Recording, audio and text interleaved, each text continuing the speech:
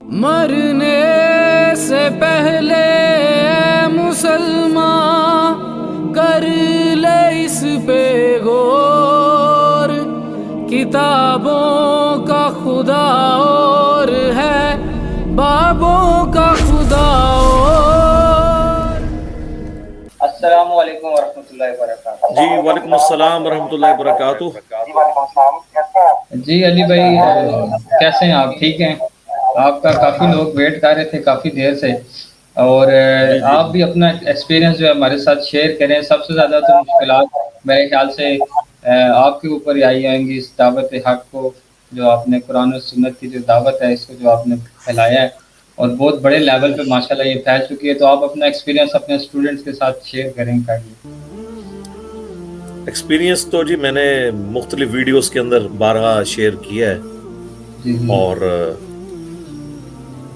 رونا تو روتا رہتا ہوں میں اپنی ویڈیوز کے اندر، آپ لوگوں کے سامنے ہی ہے سب کچھ۔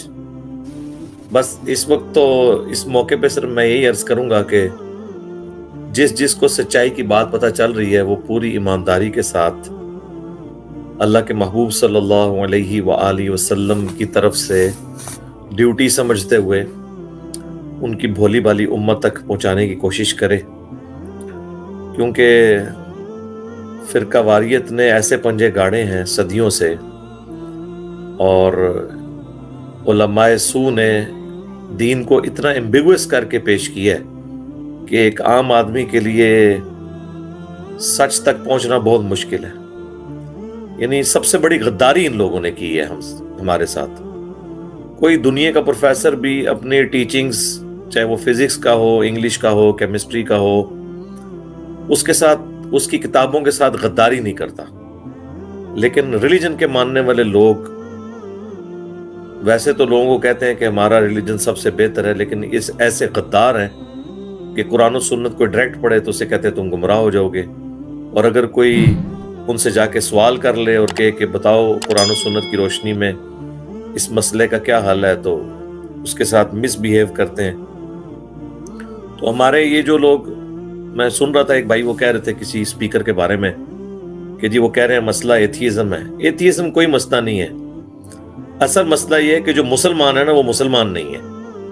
پہلے ان مسلمانوں کو مسلمان بنا لیں۔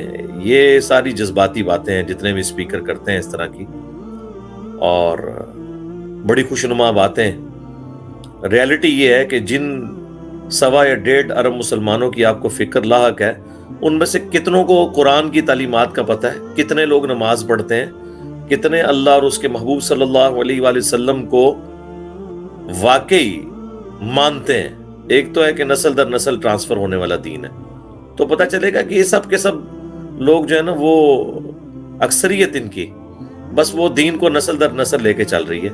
ان کے ماں باپ ہندو ہوتے تو یہ بھی ہندو ہی ہوتے۔ تو یہ ساری جذباتی باتیں، اس سے کوئی چینج نہیں آنی ہے۔ اگر چینج آنی ہوتی تو آ گئی ہوتی۔ چینج آئے گی جب مسلمانوں کے فرقوں کے جو ایشوز ہیں نا ود ان ریلیجن، جب تک وہ ایڈریس نہیں ہوں گے۔ آپ دیکھ لیں ڈاکٹر ذاکر نائک کی بھی آواز اٹھی، ماشاءاللہ پہنچی۔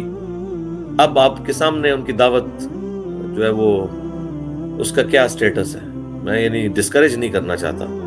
اس کی وجہ ہے کہ یہ کچھ عرصے تک ایسا معاملہ چل سکتا ہے نا، کمپیریٹیو ریلیجن یا اس طرح کی سائنٹیفک باتیں، جب تک آپ گراس روٹ لیول کے اوپر بریلوی، دیوبندی، اہل حدیث، شیعہ، یا بڑے لیول کے اوپر اہل سنت، اہل تشیع کے جو کنفلکٹس جو ہماری اوریجنل بکس کے اندر رپورٹ ہوئے ہیں اور آج تک وہ معاملات اس طریقے سے چل رہے ہیں، ان کو جب تک آپ ایڈریس نہیں کرتے، آپ کی تو کوئی اوقات ہی نہیں ہے، کوئی بات ہی نہیں سنے گا۔ یعنی احمد بریلوی صاحب، اشرف تھانوی صاحب، اسی طریقے سے نذیر حسین دہلوی صاحب، اسی طریقے سے باقی مکاتب فکر کے علماء جس بڑے لیول کے سلیبس اور جتنے بڑے روحانی بچے دے کے اس دنیا سے گئے ہیں، آپ جو مرضی کر لیں، کسی اور پلانٹ پہ جا کے نئے سرے سے کوئی بات ہو جائے تو ہو جائے، اس پلانٹ ارتھ پہ تو دعوت کا وہی طریقہ ہے جو ہمارے پلیٹ فارم پہ۔ اگر کسی کے پاس اور طریقہ ہے تو وہ کر کے بتائیں۔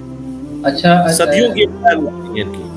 جی جی اچھا علی بھائی، آپ نے یہ دیکھ رہے تھے لائیو بھی، آپ ماشاءاللہ دیکھتے بھی ہیں، باقی لائیو بھی لوگوں کے ساتھ جو ہم کرتے ہیں ان کا فیڈ بیک وغیرہ لیتے ہیں، تو آپ بھی ذرا تھوڑا سا اپنا حال دل بھی بتا دیں، جو اس جو آپ کی دعوت آپ نے پیش کی قرآن و سنت کے، اس میں آپ کو جو مشکلات پیش آئی ہیں وہ اپنے آپ اسٹوڈنٹ سے شیئر کریں تاکہ جتنے بھی دنیا میں لوگ ہیں، ابھی آپ دیکھ رہے ہیں کہ جس طرح لوگ ان کو کہہ رہے تھے کہ ہمیں یہ مشکل پیش آئی، تاکہ ان کے لیے بھی تھوڑی سی آسانیاں پیدا ہو جائے، ان کو بھی پتہ چلے کہ سب سے زیادہ مشکلات جو ہیں نا وہ علی بھائی کے لیے ہی۔ تو اس بارے میں آپ کیا کہنا چاہتے ہیں؟ ہاں جی، اس میں یہ ہے کہ میں نے اس کے اوپر ایک ویڈیو بھی ریکارڈ کروائی تھی مائی لائف سٹوری کے اوپر۔ میں پرسنلی تو اپنے اعتبار سے تو ان چیزوں کو ڈسکس کرنا جو ہے وہ ضروری نہیں سمجھتا، اور شاید ان چیزوں کی وجہ سے اس کے کوئی نیگیٹو پہلو بھی لوگوں کے سامنے آنا شروع ہو جائیں، اس اعتبار سے کہ بعض لوگ پھر دل برداشتہ ہو جائیں گے کہ اچھا یہ بھی ہوتا ہے، یہ بھی ہوتا ہے، یہ بھی ہوتا ہے۔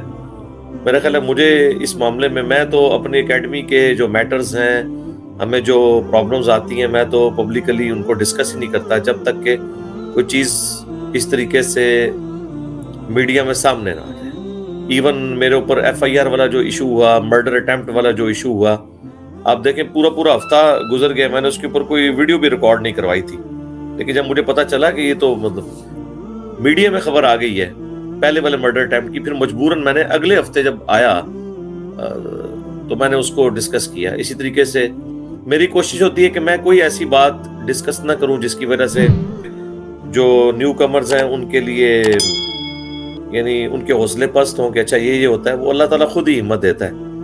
تو میرا سٹیٹس تو وہی ہے حضرت یعقوب علیہ السلام والا۔ انہوں نے اپنے بیٹوں سے بھی کہا تھا جب انہوں نے واضح دیکھ لیا کہ وہ بہانے کر رہے ہیں، تو پھر بھی انہوں نے کہا میں اپنے غم کی فریاد اپنے اللہ کے سامنے ہی رکھتا ہوں۔ تو میرا خیال ہے کہ مجھے اللہ تعالیٰ نے اس دعوت و تبلیغ کی جو برکات دنیا میں اپنی نظروں سے دکھائی ہیں، دنیا میں بہت کم لوگ ایسے ہوتے ہیں جو اپنی زندگی کے اندر اللہ تعالیٰ نے جو انہیں توفیق دی ہوتی ہے کسی بھی فیلڈ میں، اس کی برکات خود اپنی نظروں سے دیکھتے ہیں۔ بڑے بڑے ریلیجس لیڈر آ کے جا چکے ہیں دور حاضر میں بھی، جن کو لوگ بہت بڑا سمجھتے ہیں، بڑی بڑی تنظیموں کے امیر ہیں، انہوں نے بھی وہ الحمدللہ رونق نہیں دیکھی کتاب و سنت کی تعلیمات یا وہ جو اپنے بابوں کی تعلیمات کو دکھانا چاہ رہے تھے جو اللہ تعالیٰ نے اس مختصر عرصے میں دکھائی ہے۔ لہٰذا آج کی ڈیٹ میں اللہ تعالیٰ کا شکر ادا کرتے ہوئے کہوں گا کہ میری جو خوشیاں ہیں نا جی، میرے غموں پہ بہت بھاری ہیں، اس لیے میں ضروری نہیں سمجھتا کہ انہیں ڈسکس کروں۔ ماشاءاللہ۔ اچھا یہاں پر ہاں جی، یہ اتنا بڑا اب یہ سلسلہ ایک پورا جو پیراڈائم ہے وہ شفٹ ہو چکا ہے۔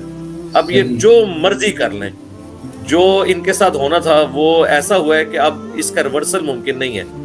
کئی لوگ کہتے ہیں نا جی آپ کو کوئی کمپیٹ کرنے کے لیے ہے، میں کہوں گا جی جس دن میرا کوئی کمپیٹیٹر آیا نا تو میں ریٹائرمنٹ لے کے گوشہ نشینی اختیار کروں گا۔ میں پرسنلی گوشہ نشینی کی لائف کو بڑا پسند کرتا ہوں۔ جس طرح مولا علی نے جب خلافت ان کو فٹ کرنے لگے ان کے گھاٹے میں، ظاہر ہے وہ سیدنا عثمان شہید ہو چکے تھے، حضرت علی کو پتا تھا یہ میرے کھاتے میں ڈل جائے گا سارا مسئلہ، تو سیدنا علی نے کہا تھا کہ میں گوشہ نشینی اختیار کروں گا، اور اگر میں حکومت میں آؤں گا تو پھر عدل ہوگا۔